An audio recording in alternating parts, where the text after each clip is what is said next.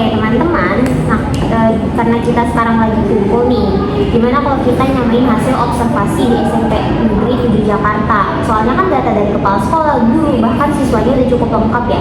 Jadi enaknya kita bahas bareng-bareng supaya semuanya lebih jelas. Nah kita juga bisa sambil lihat HP nih teman-teman. Jadi kita masing-masing buat cek lagi catatan dan analisisnya. Boleh tuh. Boleh jadi mungkin kita dari kurikulum sama sistem sekolah dulu kali ya. Nah, jadi kalau misalkan dari cerita yang gue lihat di SMP Negeri 7 itu, kalau misalkan dia tuh udah pakai kurikulum Merdeka dari tahun 2023. Nah, jadi itu di kurikulum Merdeka itu sebenarnya lebih membebaskan kepada gurunya untuk menggunakan metode belajar yang mana tuh bakal sesuai sama muridnya nanti. Nah, ya juga terus di sekolahnya itu juga ada sering pelatihan buat gurunya. Jadi kalau kata kepala sekolahnya nih ya, hampir setiap bulan itu ada pelatihan buat gurunya. Jadi gurunya itu tugasnya nggak cuma ngajar, tapi mereka selalu belajar gimana caranya biar mereka bisa lebih baik lagi gitu.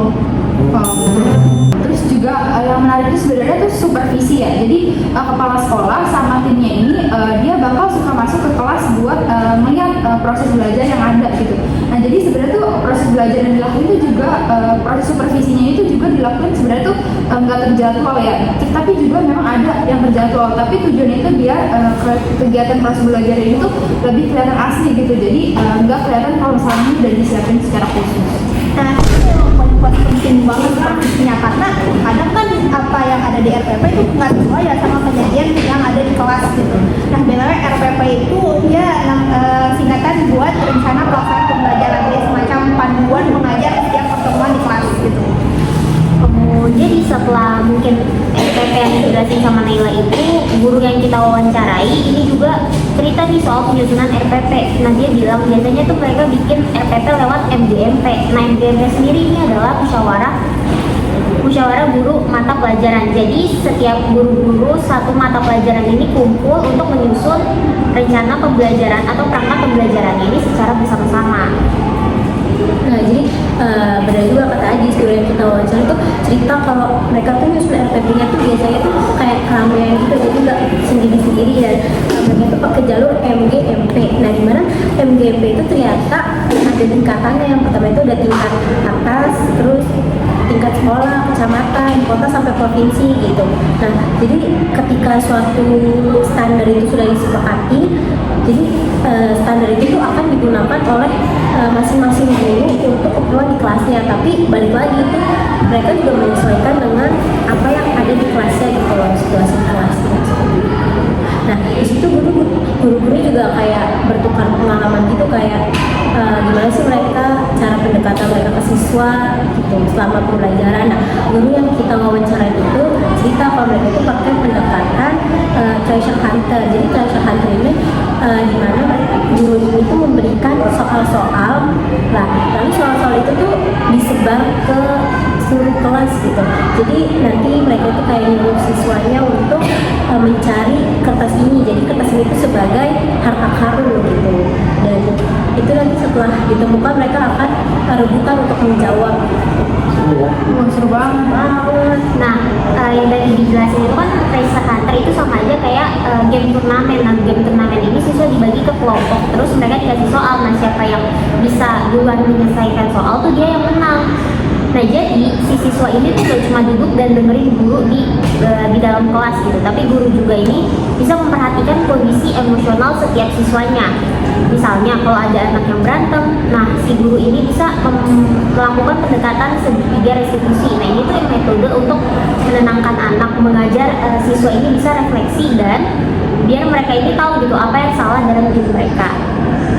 Nah benar tuh, jadi seperti yang kata Adis itu, jadi guru tuh sangat memperhatikan aspek emosional siswa-siswanya gitu. Jadi nggak cuman aspek akademik aja. Contohnya itu ada di guru tersebut tuh cerita sama kita kalau misalnya di kelas 9 itu ada 3 orang siswa yang ternyata baru bisa membaca. Nah jadi selama di kelas itu mereka untuk mereka tuh kayak tetap diperlakukan adil gitu. Mereka nggak dibedakan karena mereka belum bisa membaca. Jadi kalau misalnya ada pertanyaan atau apa, mereka tetap bisa menjawab. Tapi kecuali saat ujian, gitu, misalnya ujian harian, ujian tengah semester atau UAS itu mereka soalnya dibedakan sesuai dengan kemampuan siswanya gitu. Kalau dari pengalaman siswa yang mereka rasakan di kelas ya, suasananya tuh mereka bilang pembelajaran itu lebih enak kalau gurunya pakai video, pakai games gitu. Jadi ada media perantaranya. Kalau misalkan cara jelasin yang walaupun simple tapi dia teori terus jujur, kalau guru yang begitu juga ngantuk sih. Terus mereka juga bilang kalau diskusi kelompok itu sangat membantu karena mereka jadi ada interaksi satu sama lain ya. Karena bisa tukar pendapat sama teman. Jadi kalau nggak ngerti bisa saling bantu, bisa saling tanya dan nggak ngantuk juga. Tapi ada catatan nih, ada siswa yang bilang kalau kelas itu agak panas, kadang teman-temannya ribut, jadi berisik. Itu yang bikin susah fokus ya. Ada ventilasi juga dan kipasnya yang kurang anu, jadi ada ventilasi, ada kipas tapi yang kurang anu aja karena kurang berfungsi maksimal kali ya. Tapi walaupun begitu, sebagian besar siswa tetap senang sih belajar di kelas. Ada yang keren juga, ada yang ngasih 9 dari 10, ada yang 9,5 dari 10. Katanya gurunya asik dan jelas kalau ngajar, jadi nggak ada gitu yang namanya bilang. Oke, nah kalau kita gabung nih dari semua perspektif tadi, nah menurut gue itu sekolah tuh udah berusaha cukup keras gitu buat menerapkan pembelajaran yang sesuai sama kebutuhan siswanya. Pelatihan gurunya ada, supervisi rutin juga ada, bahkan metode pembelajarannya juga variatif kan. Terus juga sebenarnya walaupun masih ada kendala, nah dari pandangan guru itu juga sebenarnya guru itu masih banyak mengalami kendala, terutama dari gurunya, tenaganya, dan juga waktunya aja yang memang kadang tuh cukup padat ya. Dan terus kalau misalkan dari siswanya, tadi kan udah dijelasin sama si Dayu kan, kalau misalkan kondisi kelasnya itu tuh suka kurang nyaman gitu, entah dari kelasnya dan lain sebagainya. Kalau dari yang gue lihatnya, penerapan teori belajar di sekolah itu ada, cuman emang lebih fokus ke metode praktisnya aja. Kayak contohnya mereka tuh pakai teori konstruktivistik, dimana emang siswa tuh dikasih kebebasan buat membangun pemahaman mereka sendiri gitu loh. Misalkan lewat diskusi kelompok atau kayak nyari informasi sendiri, supaya mereka tuh nggak berpatokan ke penjelasan yang dikasih gurunya di kelas terus gitu. Mereka bisa nyari informasi sendiri gitu. Iya, benar. Yang kata Naila itu tentang guru tuh kayak nggak cuma ngomong saya tuh pakai teori ini gitu, tapi mereka tuh langsung menunjukkan aksinya gitu. Jadi mereka tanpa basa-basi kayak nggak cuma diomong doang kalau mereka pakai teori ini, tapi ternyata kadang kan ada guru yang pakai teori ini tapi ternyata di aksi itu dia tuh nggak pakai gitu, kayak melenceng jauh gitu. Tapi kalau misalnya guru di SMP ini mereka nggak cuma nunjukin kalau misalnya mereka pakai teori tersebut gitu, jadi mereka tuh kayak langsung murid-muridnya tuh bahkan tahu kalau guru tersebut tuh memakai teori ini gitu. Jadi siswa juga ngerasain pembelajaran yang lebih aktif dan nggak ngebosenin gitu. Jadi bisa disimpulin ya kalau SMPN 7 ini, SMPN 7 Jakarta ini cukup berhasil sih menciptakan pembelajaran yang ramah siswa. Walaupun masih butuh peningkatan ya di lingkungan fisik kelas atau di manajemen waktu dulu gitu sih.